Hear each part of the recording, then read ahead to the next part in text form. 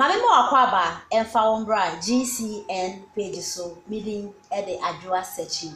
Mr. Subscribe to my channel. Founsa me bell no so.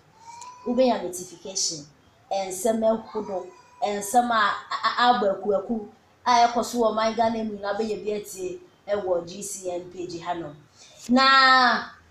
ora ofosu ampofo elder ofosu ampofo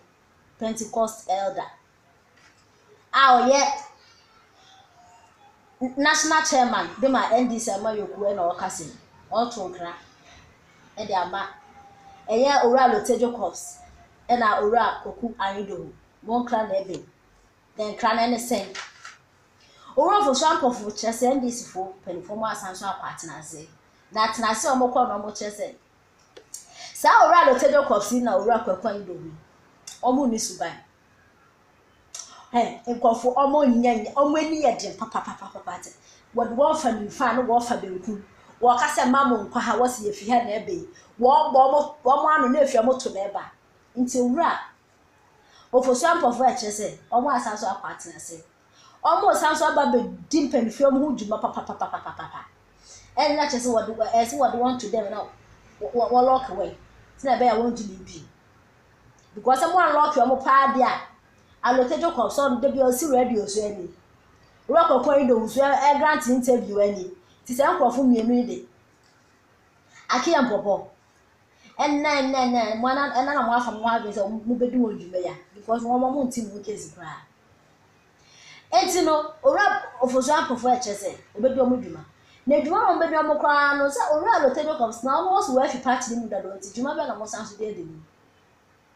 na nenti a eye elder ofosu ampofo ka say na le so ora kwakwan yido e na ora Lotejo Corps so mo ha dwe papa wo party wo na say pro mo pre wo man mu nya sampeto a pro mo pre na so mo pre na ora kwakwan yido wo eche say wo elder ofosu ampofo wo party e say papa this time say wo na ehye wo nsa wo na wo ka say empu enhye na wa he na wo ne nami wo the party na so mampeni dada his excellency na o mampeni dada Mahama ni say what dey ashanensa e na de open oye wo party ni no yes because ona say we ya chairman ti party le shawonsa na mampeni dada de ashanensa on the den obeye then na the official of kraba bonti no che say ora kwakwan do wuntu me nchen and the party yenye because we say na am suspension into no kasa ndudom wuntu me nchen yenye no ora kwakwan do say me ntu me nchen mo de monya dia ene na de ebe nu so a and in that no interview no kasa e chere no oni ora Lotejo Corps fantini wakasa mo amudi mu ni no fantini na igoni o ma akom ho abomo mo ha de o party ni enti no elder ofosu ampofo chese nkofo miere on be sanso edom huduma papa ego party ni mu na ensem we ekoso ego Peace FM news people review discussion obo areas net yenti ensem a obo de atuja Anopai tie won cry abakiansa award the Bogata Ghanaian Times katafa tosu du baako enkra ni nie enkra ne sen wo so nkra so komumu na boso mameboa na elder Samofosu ampofo eno say NDC to take further actions against Lotejo Corps engwaku andi ho oti sa Lotejo Corps untimi ga so ya brantie obi anena nam ya 24 de onya brantie Arwa ko je be ya ka so ya brantie enra na odi tudwa se ne nananom eye 24 Lubi na na 24 mosi moache be ma dada ti se fa busa ne se na ne maya he oso obo ne ma na wale beku na je de wa ke be awa aware na gu grow utimi no tough man utimi no bra fantini be ma wa prove ya go adi nyankopon o wa toye na yes o maso den toto eye kokwan do ene Lotejo Corps chese upon mo no mesem ye gaba apetampe enko ho so ho na me free bay in the NDC chairman afa na elder Samuel Ofosu ampofo se ba bia dundie kokra man frese be to mo maso a on frese odi adubakam in the Lotejo Corps ani koku aido ho ba bia du no NDC esa be take another action against them.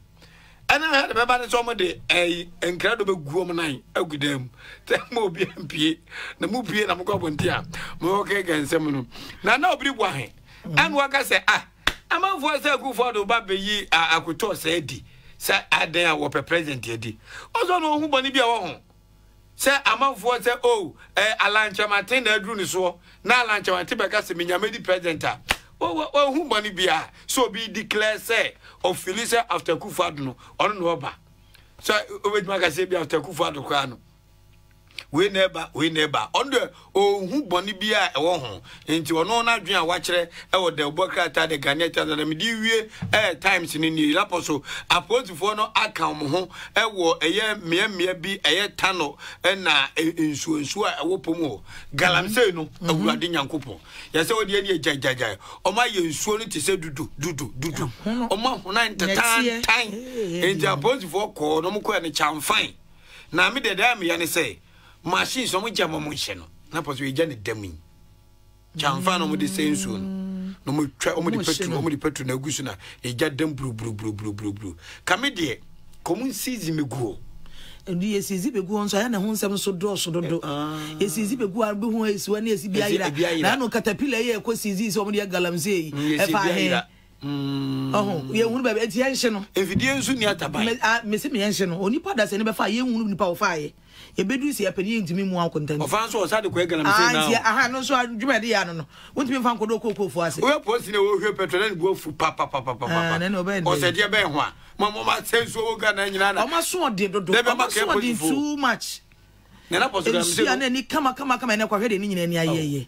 na obi sane akuti ade mame